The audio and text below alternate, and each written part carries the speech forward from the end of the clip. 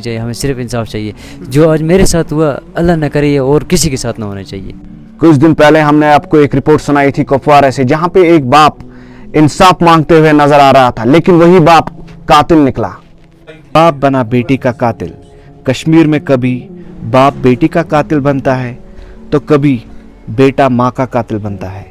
जिस बेटी को अल्लाह ताला ने रहमत का एक तोहफा भेजा था, उसी बेटी को बेरहमी से अपने बाप ने कत्ल कर दिया।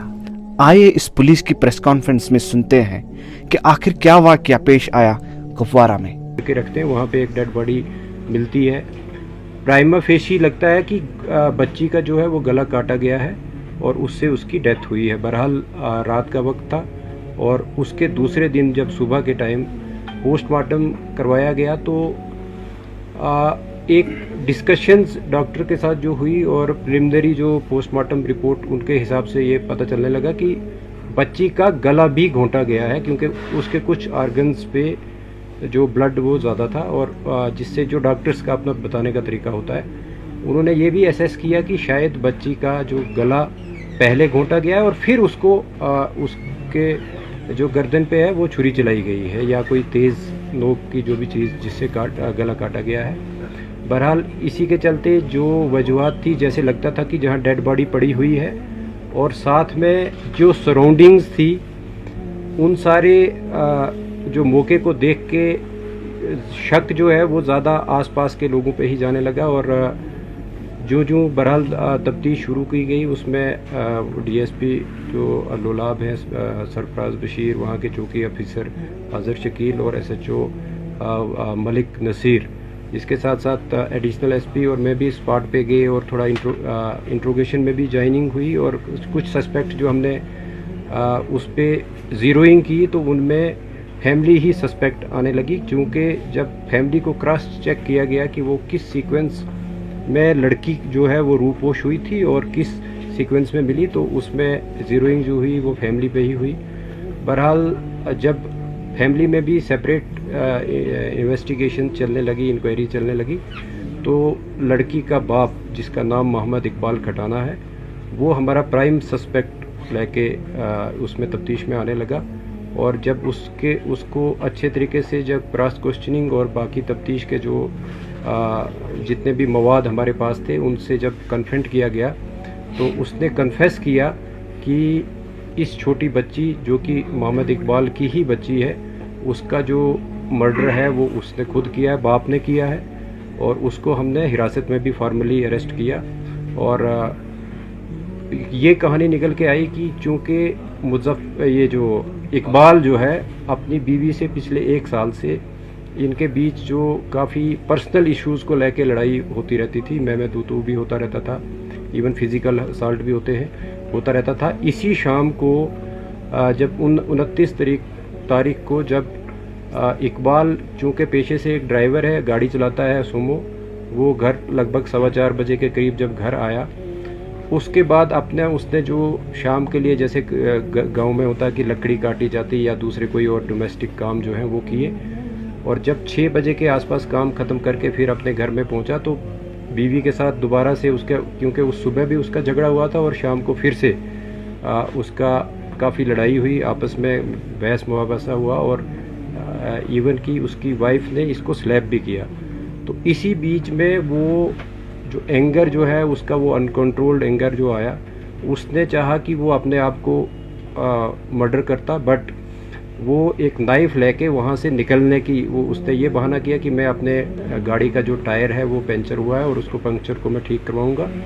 तो वो वहाँ से अपने घर से निकलता है, जिसको जाते वक्त उसके ब्रदर शौकत जिनका नाम है, इसकी वाइफ, उसके चाचा,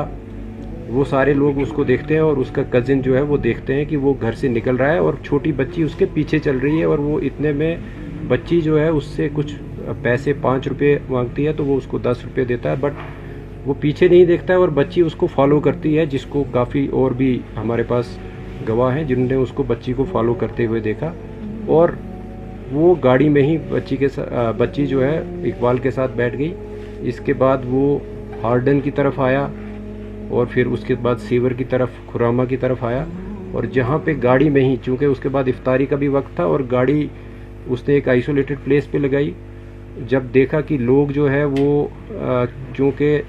इफ्तार के बाद रश भी कम हो जाता है, आजकल तरावी का वक्त होता है, और जो ही तरावी के लिए लोग निकल पड़े, तो उसने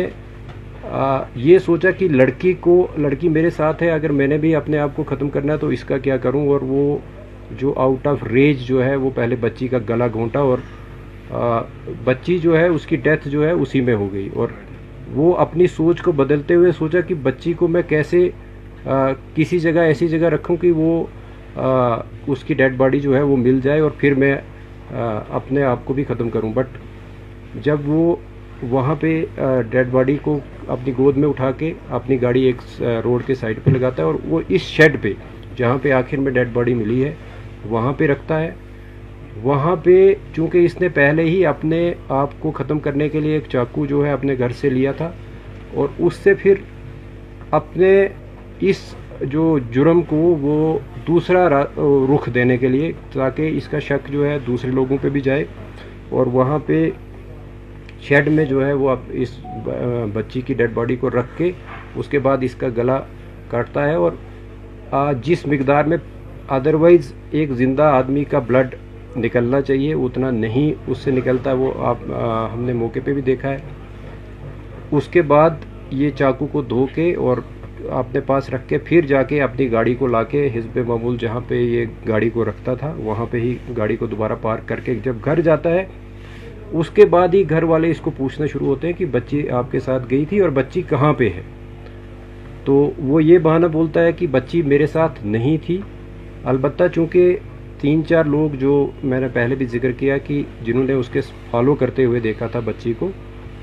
तो वो भी उसको कन्फ्रंट करते हैं, और इस बीच वो एक और बहाना बना के वो दूसरे उसमें उलझन में अपने आप को जो ख़त्म करने की कहानी को छोड़ के दूसरे उसमें रूप में आके और बच्ची को ढूंढने के गर्ज से या उसको एक और दूसरी रूपोश वाली जो भी मोड़ देने के गर्ज से वो थाना में पहुंचता है और वहाँ पे अपनी रिपोर्ट जो है वो दर्ज करवाता है कि मेरी बच्ची गायब है। लेकिन जिस बीच वो रिपोर्ट करने के लिए आ रहा होता है उसी बीच जब उसके घर वाले या दूसरे मोहल्ले वाले बच्ची को ढूंढ रहे होते हैं, मस्जिद से भी अनाउंसमेंट की जाती है और उसकी वाइफ को ये बच्ची इस शेड में स्पॉट होती है डेड हालात में। तो वहाँ से फिर बच्ची को बरामद करके वो फिर से जो मैंने पहले शुरुआत में की कि बच्ची को किस तरीके से फिर उसका पोस्टमार्टम किया गया और बाकी जो सारी कार्रवाई मुकम्मल की गई। अभी तक की तफ्तीश में सिर्फ मोहम्मद इकबाल ही एक वाहिद सस्पेक्ट जो वाहिद मुलजिम जो है वो सामने उभर के आया, ट्रांसपायर हुआ है इन्वेस्टिगेशन में, और उसी को गिरफ़्तार भी किया गया है। जिस चाकू से उसने बच्ची का गला काटा था वो भी उसने फिर किचन में एक और मखसूस जगह पे छुपा के रखा था, वो भी बरामद किया गया है। इसके साथ साथ उसके कपड़े जिन पे जो उसके कफ्स होते हैं कॉलर, ये जो बाजू के, उनसे भी ब्लड जो स्टेन्स मिले हैं और उनको भी सीज़ किया गया है। और जहाँ जहाँ पे वो रुका है और जिस तरीके से हमने टेक्निकल जो एविडेंस को कलेक्ट किया है वो बिल्कुल कॉरोबरेट होता है कि वो कहाँ कहाँ गया था और किस किस कौन कौन सा उसका मोमेंट पैटर्न रहा है, वो भी सारा इस्टेब्लिश हुआ है।